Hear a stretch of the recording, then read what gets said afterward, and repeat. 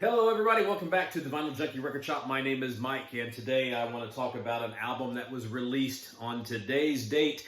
It is July 17th. 1982 was the year of release, and it is one of the most amazing metal albums that has ever graced our record players. You can kind of see in the background a little bit.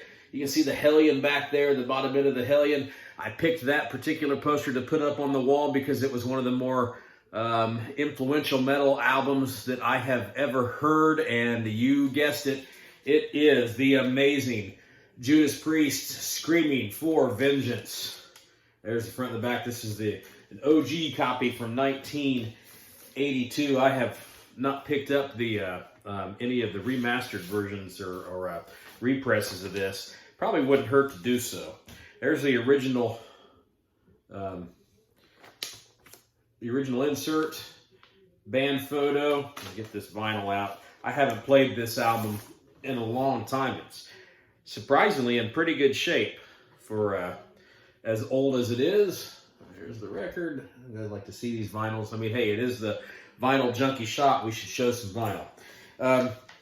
If you're a fan of heavy metal, this album needs no introduction. You already know it's one of the greater and more influential metal albums that's ever been released. If you're new to Judas Priest, this is, to me, a really good starting point. This is, I believe this album, I'd have to go back and research the numbers, maybe the follow-up, Defenders of the Faith. I think this is probably the band's most commercially successful release. And then, of course, they resurged several years later with Painkiller, which was another monumental an influential album for the world of heavy metal. But this, to me, was really the band hitting their peak. In 1982, Judas Priest, probably, not always considered part of the new wave of British heavy metal because they were more or less the original wave of British heavy metal. But this album really had it all. From the opening chords and a riff of the Hellion, which is, in my opinion, the greatest intro of any heavy metal song ever, into the searing electric eye. Then you go on to Riding on the Wind, Bloodstone with its big hooky chorus and big riffs. Take These Chains and Pain and Pleasure are probably my least two favorite tracks on the album to close out side one. But still, great tunes. And then side two opens up with,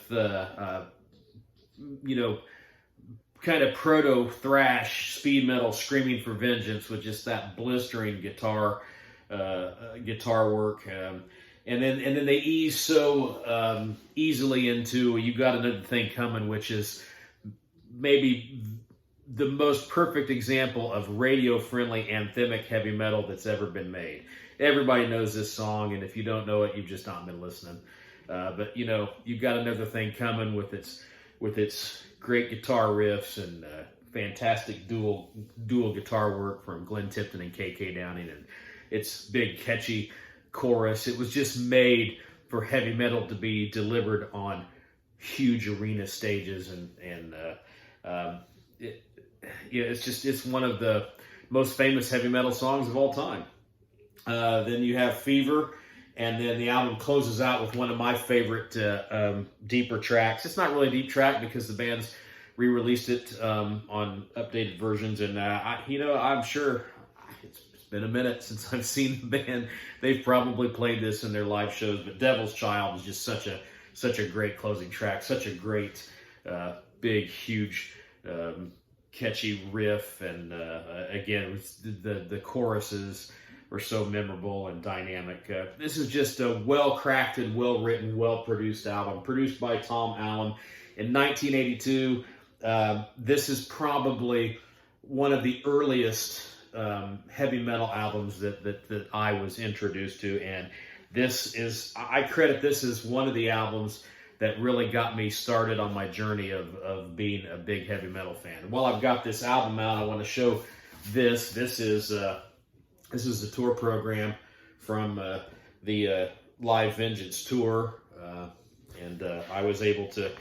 This is probably the first. I would have been 12 years old. This was absolutely the first heavy metal show that I had ever seen. I don't count AC/DC when I saw them on the For Those About to Rock tour, because I mean, I still say that Back in Black and For Those About to Rock kind of helped pave the way for an 80s heavy metal sound, but AC/DC is always going to be, to me, more hard rock than heavy metal, where Judas Priest just has that whole heavy metal look and attitude. I mean, I remember as a 12-year-old kid seeing these dudes in their leather and their chains, and KK Downing with that big flying V guitar, and him and Glenn Tipton on the stage just doing their thing.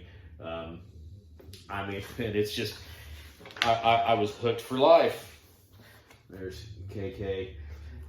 Such a shame that KK Downing has split from the band, especially now that Glenn Tipton is facing some health issues. Boy, I sure wish I'd like to see a reunion of all those guys before it's over. But this video is about Judas Priest, Screaming for Vengeance, so I don't want to talk about any other side projects or any of that kind of stuff. But there's the tour program. Really happy that I've held on to this for all these years. But again, if you're new to Judas Priest and you're looking for a place to get started, a lot of people might tell you to start with Hellbent for Leather or British Steel. I say right here, because this is 80s Judas Priest. It's the sound of the band taking the metal sound out of the late 70s and more into the 80s. It's slick, it's sleek, but it's still got that razor edge feel. Fantastic guitar work from Glenn Tipton, KK Downing. Rhythm section laid down superbly. Ian Hill and Dave Holland in this case. Ian Hill is a really underrated bass player, and he's just been a consistent force for the band in all these years. He just kind of stands there and does his thing, but an underrated bassist. And then, of course, the metal god Rob Halford, who was just vocally doing things that nobody even conceived of. So again, happy birthday to one of the greatest heavy metal albums of all time, Judas Priest, Screaming for Vengeance. If you don't have it, buy the damn record. It's got to be in your collection. That's all I've got today in the shop. Hope to see you back soon. And remember, spin them if you got them. I'll catch you on the flip side.